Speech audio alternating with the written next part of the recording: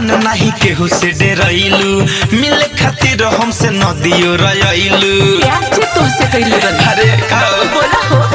धन बड़ जान नहीं केहू से डरैलू मिले खातिर हमसे नदियो रयलू चल बात कइल जाओ सटके नियर नियर नियर दिया पेन के फारा के आइलू पिया ले जान हैप्पी न्यू ईयर साचो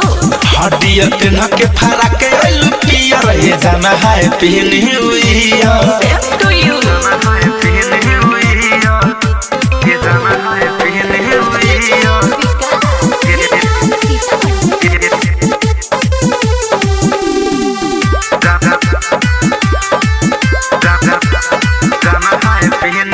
नया साल में नया ग्रीटिंग करत रहे तो से वेटिंग रे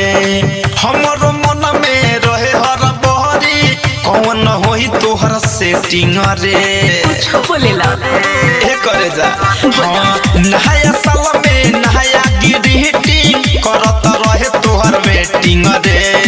हमरो मन में रहे हर बहरी कौन होई तोहर सेटिंग रे सुन प्यार होइया जब clear clear clear Deere PAN के फरक आइलू पियर ये जाना है न्यू ईयर हडियर पेन के फरक आइलू पियर ये जाना है न्यू ईयर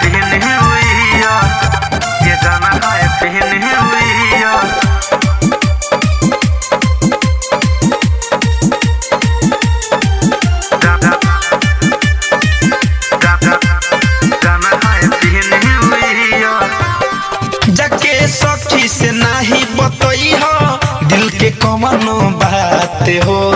संतोष तिवारी धड़कन धनंजय छोरी है ना कबो साथ हो अरे हमके भरोसा बाहो